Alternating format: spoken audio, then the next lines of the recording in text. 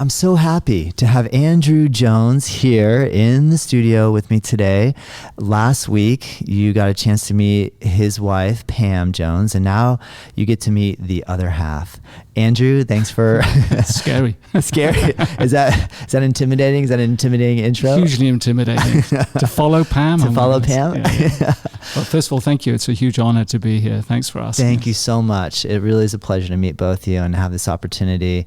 Let me just jump right in, Andrew. You get a chance to study and practice with Dharma Mittra, and you have you're linked on his website, which is, can you tell me again what the DharmaYogaCenter.com. DharmaYogaCenter.com, so people can find you there. What role do you play within the DharmaYogaCenter.com organization? Well, I mean, first of all, in terms of finding Dharma, the journey was kind of interesting in the sense that I didn't do yoga at all till I was probably in my 40s. But coming in contact with Sri Dharma Mittra, there was an instant connection of peace. And so from practicing there for many, many years, I became a teacher there, taught at least 6 or 7 times a week there, even while I was working full time, and then slowly transitioned and worked there running the studio for about 3.5, 4 years till the pandemic hit. And I've been doing teacher trainings there for 15 years or so. So we're part of the faculty as Pam is, and we're very honored to serve when they need us. Wow, that's cool. That would be fun. That'd be fun running a teacher training, I would imagine, or helping Dharma run the training. It's amazing experience actually, because we get to practice with Dharma while also helping the students who come in, because they learn different sequences, different pranayamas, meditations, and so forth. So we get to kind of have a small group and kind of mentor in the small group, and then they all teach, which is really good fun. They teach their small groups, so we're there to kind of support, give feedback, and kind of like help them find that connection with Dharma as a teacher. But it's a very beautiful experience. Nice. That's amazing. Where did you and Pam meet? Pam and I met at Dharma Yoga, actually. And you're from England as well. I'm from Wales, actually. Just to clarify on the that is different. Sorry, I was not. I should have known better. I should be careful where I put my foot. Yeah, that's cool. So you guys met in New York City then? Yeah, it's really interesting actually, because basically Pam, I don't know if I'm sure in her story told you how she ended up in New York City. Yes. I was in New York City working advertising for a good old 20 years. And yoga wasn't part of my path. I had friends who'd practiced yoga, but my life hit a huge crossroads at one point, from working too much, enjoying life too much in New York City, and I kind of imploded.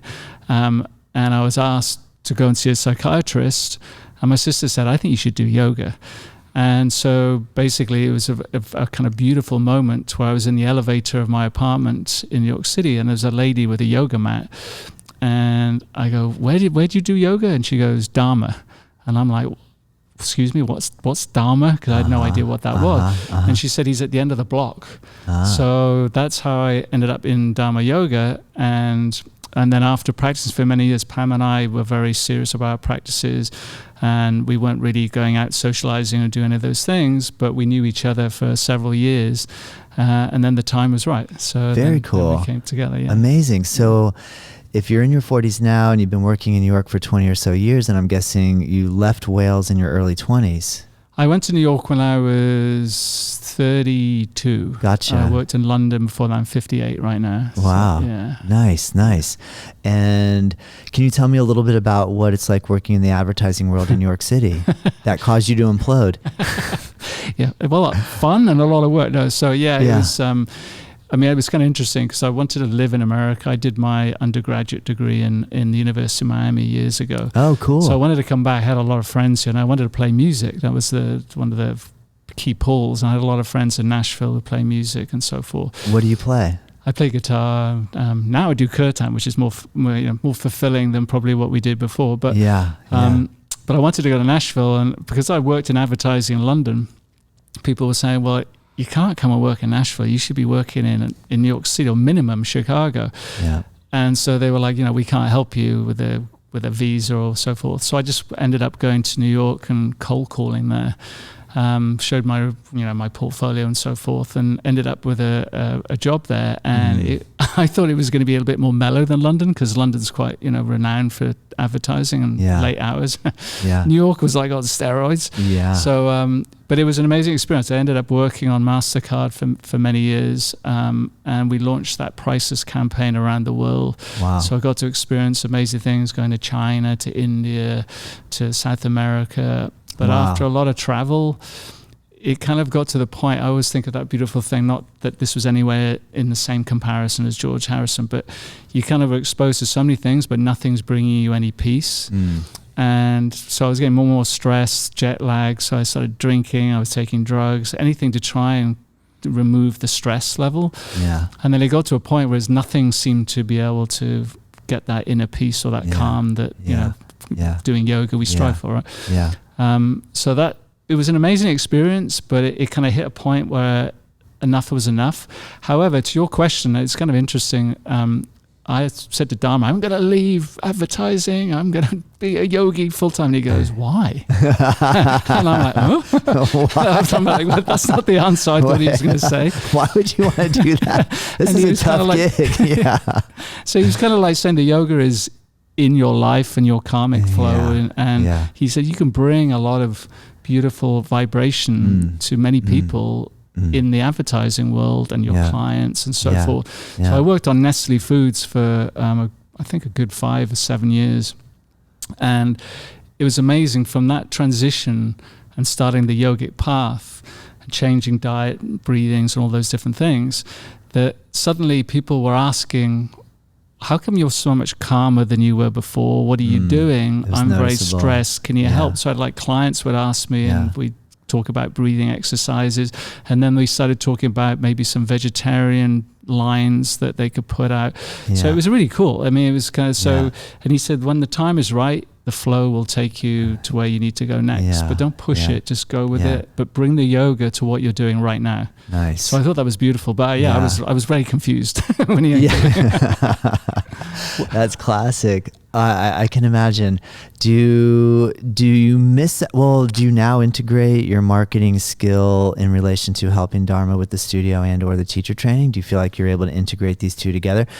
Are you working as a professional marketing person anymore? Have you been able to let that go and let yoga be your full-time profession? That's a great question. So when I joined the Dharma Yoga Center and worked there full-time, then I did bring the marketing skills. And of course, it's a different animal in terms of smaller business. You know, you don't have huge budgets. You're not traveling around the world. You've got to kind of like ask favors, get a little bit kind of grubby and get things done.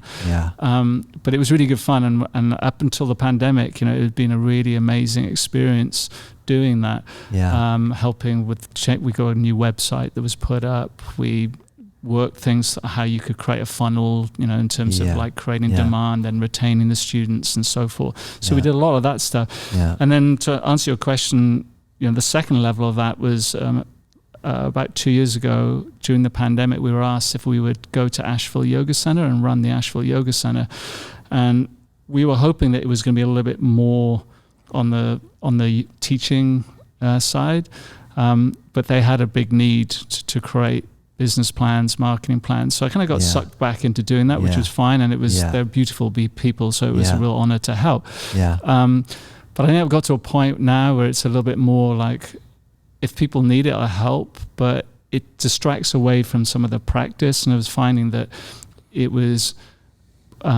it was kind of like changing the vibration a little bit. The balance was getting out of sync. So it was becoming all business and less yoga. And I think, it's a good question for you actually, because I think it's very hard for teachers to find a balance between the two.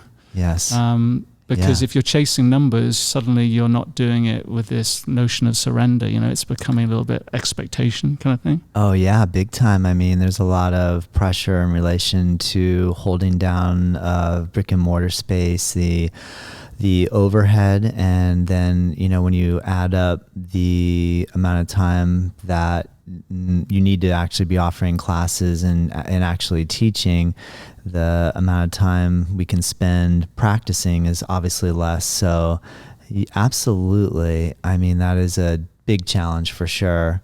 Constant balancing effect going on there. Yeah. But that's why I enjoy meeting people like you and Pam, who are working in this field that have the professional background. Because one thing I definitely noticed within the yoga world is that there is a little bit of lack of professionalism. Sure. And so whenever I meet somebody who has and or is able to hold down professionalism in a career such as marketing, but also Todd, you've only just met me. No, I'm just saying. Yeah, exactly. Yeah, is that even true? Is this what I hope is possible? Am I pie-eyed and wishful thinking here?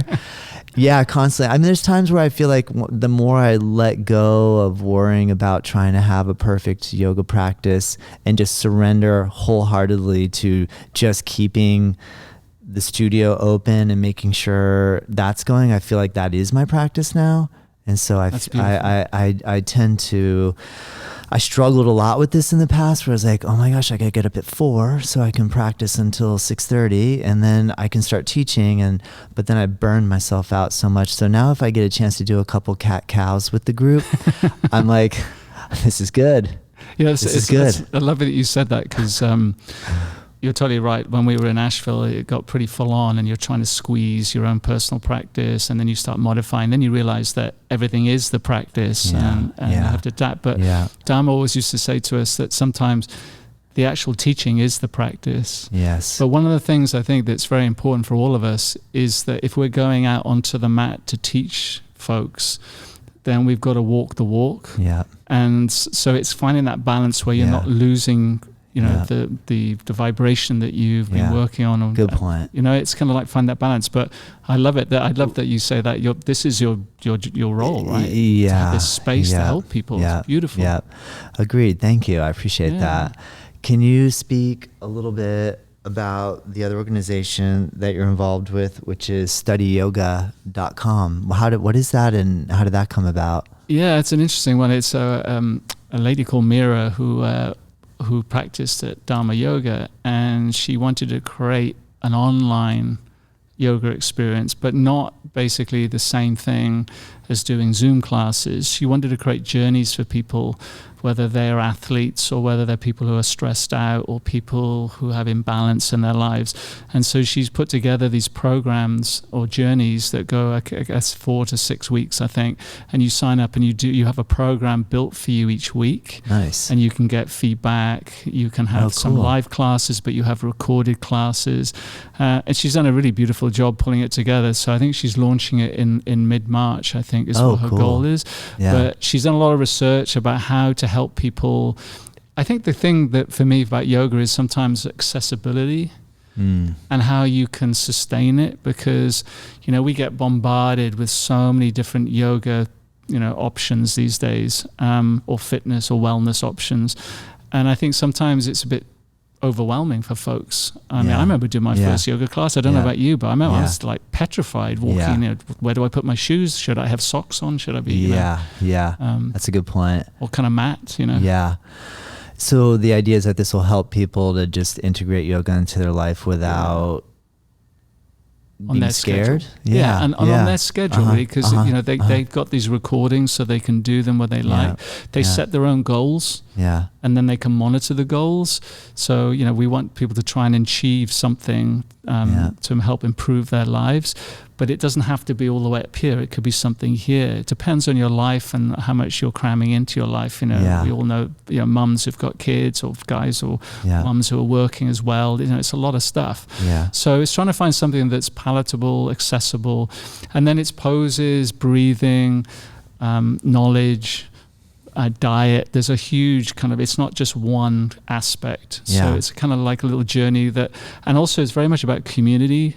I think one of the things that we learned when we started our path with Dharma was we did a Dharma Yoga Basics course, and they used to do this 6-week course, and you actually see the same people for 6 weeks every Monday or whatever it is. And so everything is broken down, so you're not rushing, and it's not like a normal class where you come in and you just have to go with the flow. You can ask questions and it gets broken down, and also you build a community because you're all in it together. And then after that, it's like, oh, hey, do you want to go to the first class together? So I think things like that really help people a lot. Yeah, that's cool. That's a good idea. Yeah, that sounds creative. I like the fact that, like you said, you guys are. So you've helped her in this development process, or is it something that you're getting ready to help with? Have you played a part in the development of this platform? Yeah. So basically, she was looking for 3 or 4 teachers. So we were very blessed to be one of the teachers she asked us to be involved. Yeah. And so we were really lucky. She took us to Mexico, filmed us in Mexico. She filmed in London. So all the videos are really fun. Nice. So they're not, we have a friend called Pedro who has filmed in a field with a horse, showing horse pose and then interacting with the animals and stuff. So she's trying to make it really, that's cool. I think it's kind of like accessible, enjoyable. Yeah. But there's a big deeper meaning below, which is trying to find your inner happiness, so it's kind of like trying to let people experience it for themselves, but it's not kind of like scary yoga kind of thing, Yeah, that's cool. You made mention of when you were going through when you were kind of reaching that point of maybe I'm maxing out on my work and business life, and someone had said that you should go seek talk therapy, and then your sister said yoga. Did you pursue both paths at the same time? Yeah. And then can you tell me if you feel like talk therapy helped you more, yoga helped you more, if both helped? What is your feelings on? Because I know, what is your feelings on this in relation to, I know from the men angle and the amount of mental health issues that are going on these days. And I like the fact that you're just being honest and saying, yeah, I needed to go and actually see a therapist. Can you give us a little bit of encouragement if I'm listening, and or those of you listening feel that you need that? Would you recommend it?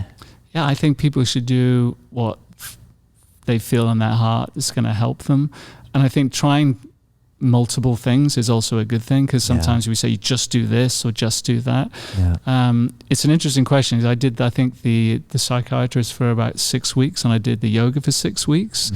And I found that for me personally, the talking was stirring up more stuff, whereas what I was looking for was some stillness. And so the yoga really helped me in terms of finding some of that inner peace, because I was doing breathing exercises. My diet changed a little bit.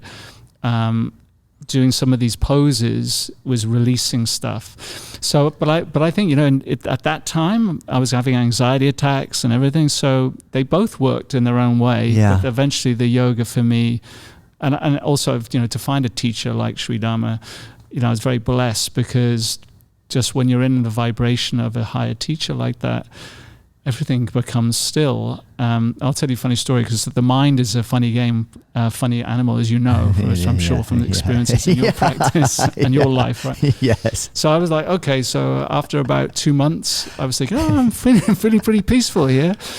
And part of the whole thing was an implosion with a relationship. And I was thinking, I'm not going to do yoga tonight. I'm going to go and see the ex-girlfriend or whatever. And everything just imploded back to where it was. And I went running back to the studio going, hang on, you're not ready yet to be out and doing these things. You've got to get your foundation strong. Yeah. And I feel that that's often the thing that I'd done before, is like, this Band-Aided something, but it hadn't got to the kind of crux of the issue. Yeah. And I found that continuing the practice, and I find that some ways, your yoga colleagues or Sangha or community or whatever you want to call, becomes the people you talk to in a way. Yes. Because you have like this affiliation and vibration that's the same. So, but I would recommend, if talking's good, it's good to talk, to get things out. Yeah, good point. I do like talking. Thank you for listening to me. What about you? You got to tell me. I'd love to know. Are you a native from here? Is this your? Well, I was born and raised here. Yeah. But that's a great question. Am I? That's a good question, and that's a question I constantly ask myself in relation to choosing the name for our yoga studio to be Native Yoga Center. I'm definitely not claiming that I'm a Native American, of course, because I have European ancestry. But I was born and raised here. So, and I was living in California when my wife and I were coming back. Oh, that's right. I was trying to think of a word that encapsulated what I'd hoped yoga, my goal with yoga was. And when I heard the word, I saw another company that had used the word native in it. And I thought, what does that mean? And I looked it up in the dictionary, like the actual definition. It said to exist as one with nature. And I thought, that's kind of cool, because that's what I feel like my yoga journey was about, attempting to come to my own true nature, to, remove the veil of illusion or delusion. And so I thought, that's cool. I like that word. And I am going back to where I was born and raised. I don't know. I kind of believe in, and I hope I don't offend anybody by saying this, but like in Earth natives, like I believe we were all born here on planet Earth. And I feel like we're a little disjointed at some levels.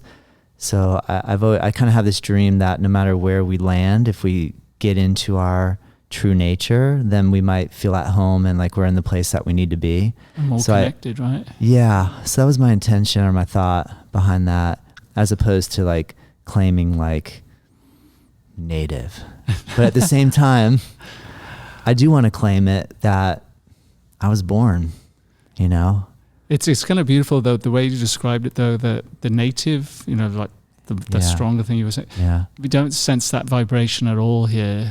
It's more of this peaceful connection. Yeah, thank you. Which thank you. is down to you and your beautiful wife. Yeah. I don't know how that gets interpreted by people when they hear or see it. I hope that it will make people think. Yeah. Like kind of question, like, well, what does that mean? Yeah. What would that mean? And I also really want to honor Native culture and indigenous culture. And I know that's a hard thing. It can feel like a hard thing, because where I grew up, the town that I grew up in is Tequesta, which is named after a tribe of the Tequesta Indians. And so growing up in Tequesta, there were no Tequesta Indians when I was growing up. And when I was in middle school and high school and I started to think about this, it made me sad, number one, because I just felt like, what the heck? Yeah, what happened? What's that? Yeah. What happened here? And then you start studying, you start reading about the history in North America. Then I got really sad, super depressed. Really Good depressed. thing you do yoga, that's all I can say. I got really depressed, yeah. Not just because of that. There's other factors, of course. So I just feel like it's important to give credit to those cultures. And I just hope that comes across the right way. And, that's my intention anyway. So I kind of ride with that. That's beautiful. Yeah. I mean, creating awareness, right? I think so. Just even ask the question. Yeah. It's a beautiful But thing. I'm really happy that you asked me that, because no one ever really has asked me that. In all these years, I'm waiting for people to ask me, why? Yeah. Why do you call your yoga studio Native Yoga Center? So I think it's an important question. And I think as we move forward as a human species on the planet, I do believe that we need to honor what happened in the past, and at the same time kind of acknowledge that here we are, what are we going to do moving forward? Right. And the more we honor being on the earth and trying to embody truthfulness and what yoga, I feel like I have picked up from yoga. I also know there's a little bit of an element too in relation to yoga that, like, what is a native yogi? Right. Does that mean we have to be from India? Right. Do I have to be born in India to be a native yogi? Of course. Is yoga native to India? Right. And it quite possibly is, but there's a good chance other humans on the face of the earth were thinking about enlightenment and or connection to Mother Earth, not just in India. I'm sure in Africa, people, right? I'm sure in Egypt. We don't really know how far, like our human history, do we really understand and know? Could we possibly? It's fascinating. So, I mean, I know that brings up more questions, but what do you think? And I think after what I said, I love what you said. No, the notion of ancient wisdom is there for a reason, and too often we push it aside or ignore it. And I think the more that we tap into that and listen, elders always have great words of wisdom. And I think sometimes we forget about that. And that the yoga thing, I love what you said, because basically, Dharma, we all thought, if any of you folks have ever seen the 908 poster that he made. It's amazing. Most of us thought he was Indian. Mm-hmm. And he goes, I am Indian, but I'm from the Brazil, I'm an Indian from Brazil. So it's excuse me, it's just like this notion of name and form. But the knowledge is passing through. So I love what you said, because there are so many different cultures that have that foundation in compassion, kindness, patience, with a view of finding that inner calm and peace. And it's just like all these different rungs of an umbrella that meet at the same end point. But we're so quick to judge or to compare, and we don't need to do that. And so I love all the stuff that comes from India, don't get me wrong, it's all beautiful, but I also love when you read things about ancient Indians here in Native America, or whether it's tribes in Africa, or whether it's in South America, or even in England. Some of the heritage there's some really deep stuff that goes on. So good point. There's a lot of wisdom that we have the opportunity to tap into these days, because the world is smaller. But sometimes we forget it. Good point. Well said. Thank you for bringing that up. I've been wanting to talk about that, so I'm really glad you went there. Not at all.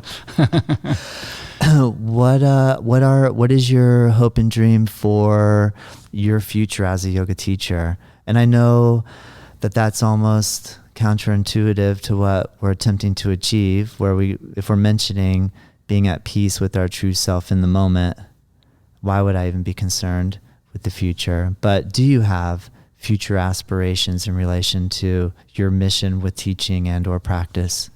It's a really interesting question. I think it's got to a point where what will be, and you do your best to be there in those situations where it may manifest, but not having those kind of dreams, I think, is a different kind of way of looking at it. So personally, we wanted to serve Dharma while he's here, because we feel he's given us so much knowledge and kindness and opportunities.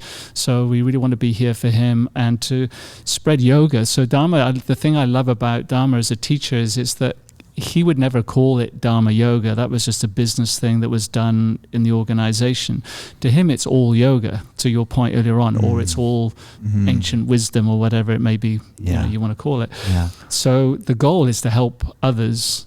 And so, he says, well, I'm trying to give you what's manifesting through me, but what's manifesting through Todd or through Pam or the other beautiful teachers that you've had passing through, it all comes out slightly different. And the beautiful thing is that means we can connect to lots of different people, because we're all slightly different and have different qualities and tendencies. So personally, it's just like being there to help where we can. We never thought that we would do kirtan, for example. And I hope I said that right, because my Sanskrit is not great. That's okay. So I get slammed for that a lot. But just ended up doing some of that recently was a thing that we never thought we would do, because it was a bit intimidating. Should we be doing this? But it opened another door in terms of helping folks, and was a really beautiful experience. So to me, there are so many different avenues. Like, how the hell did we end up here with you? Right? We just saw the native yoga. We felt there was a vibration there. We came here. We took your classes, which was beautiful, and we felt the vibration here was very nice. So maybe something will happen with you guys here. We're still doing our things with the study yoga, but if the vibration feels right. So the aspiration is to help others. I think that's probably the biggest thing. Well said. Good point. And I like that you brought up the question that arose of in relation to chanting traditional or Hindu mantras. And that's a really interesting one, because because we have so many different religions, we have so many different religions on planet Earth, that when people come in, I've been moving a little more toward attempting to keep it secular, but I love like chanting Hanuman Chalisa, and oftentimes I will also ask myself, like, well, I'm not Hindu. I wasn't born in India, and I'm not of Hindu descent. Is it okay for me to chant this? Right? Yeah. Like, is it, I mean, and then, but I had a feeling when I first heard it that I was going through a really tough time emotionally, and it felt like it was like a balm, like a soothing kind of like ointment for just what I was going through. And emotionally it brought me to tears, and I felt like it did something in the moment, which got me really inspired to sing it. But sometimes I do second guess myself and say, well, should I be doing this? Am I doing something disingenuous to the culture by singing it, not being from that culture? And I feel like some of those questions are really prevalent currently in relation to cultural appropriation and all those elements. But I keep falling back on that original feeling that I had. And then if I share it within a group of people that are coming to actually do that in that moment, and not just busting it out in my regular public, say, gentle yoga class where I have like a just nice, easy, chill. Like I try to keep that relatively secular. So I'm always kind of trying to dance that fine line of keeping it open to all religions, but at the same time exploring what's interesting to me in relation to these other religions. What have you found in relation to that? I think what you were saying, Todd, was very beautiful, because you're using your inner intuition about what the students will be good for them, right, from your own experiences. And one of the things that Dharma's always taught us is that, whatever we're saying right now is coming through us based on our practices, the wisdom we've been involved in, other teachers we've been involved in, and then it comes through us the best we can give it. So it doesn't mean it's necessarily right or wrong. It's just it's the way it's coming through us. So in terms of like chanting, I love the way Dharma described it to us, because his English isn't great. And he goes, I'm not very good at the Sanskrit myself. And so he goes, but behind it is your faith around the vibration. So, the Om can be very intimidating to some folks. And so, as you probably do in some of your classes, you talk about it being this eternal vibration and taking away some of the loaded factors that are often, associated with certain mantras or names and so forth. So, and then it's really the experience of that vibration that makes you feel nice. So, to answer your question, I remember when my father passed, he bless him, he had cancer. And Bob Marley was the only thing that, because I didn't do yoga at that time, but Bob Marley had this really calming effect that helped me through that time. And then subsequently, when I had that kind of go to the psychiatrist or go to yoga or do both, right, as you were asking earlier on, I went to my first class at Dharma's, and this beautiful teacher called Adam Fry, who's the director of the teacher training there, is a really lovely soul. It'd be lovely if you could talk to him one day. I'd love to. But he played Krishna Das, and I'm like, what the hell's Krishna Das? I don't know what the hell's Krishna mean, and what does Das mean, and what the hell is this guy singing? But it was really calming. And for a period of time, I stopped. I mean, I was a huge music lover, but I couldn't listen to music because it created emotions of trauma. Whereas those mantras, because they've been sung for millions or thousands of years or whatever it is, are charged. And I find them really calming, and it helped me get to that place of peace. So it was a stepping stone. So if it helps people, I mean, me personally was like, I don't really know what it means, but it makes me feel good. And then eventually, if you want to go and look it up, great. But in some ways, there's something behind it. I think you're right.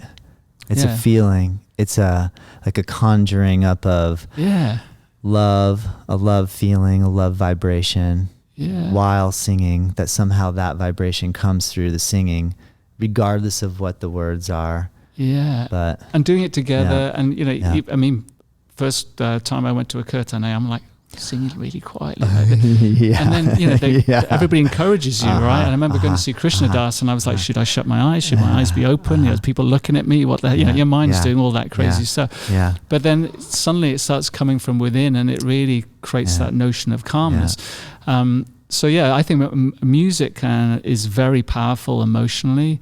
and it can take you many different directions.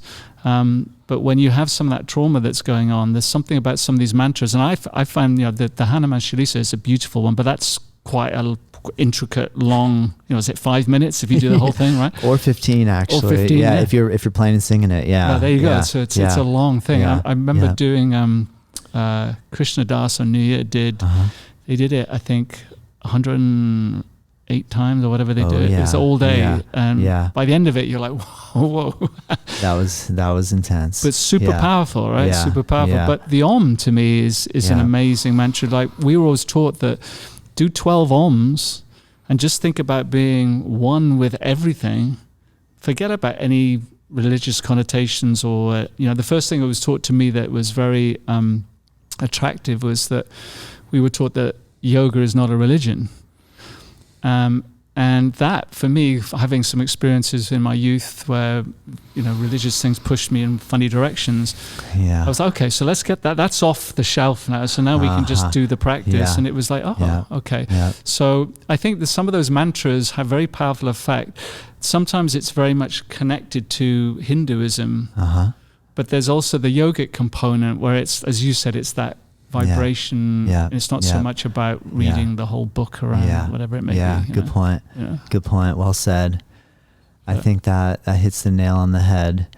Do you feel like you have to be somewhat wanting to be open to other culture?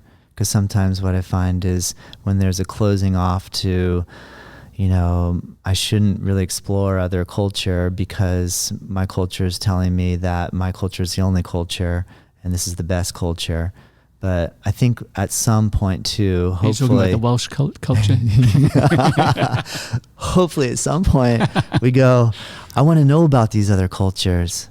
I want to know about these other religions. I want to know what makes them tick. I want to know.